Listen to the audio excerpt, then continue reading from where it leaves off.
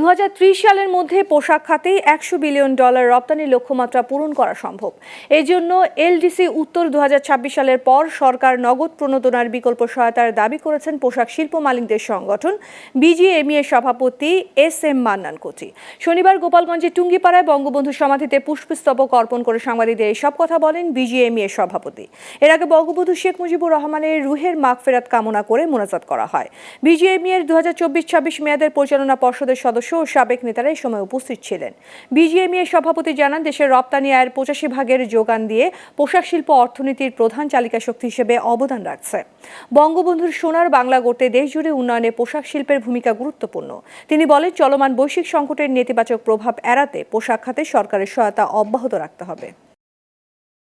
আজকে আমরা 47 বিলিয়ন রপ্তানি করতে পেরেছি। 2030 সালে ইনশাল্লাহ আমরা 100 বিলিয়ন আজকে রপ্তানি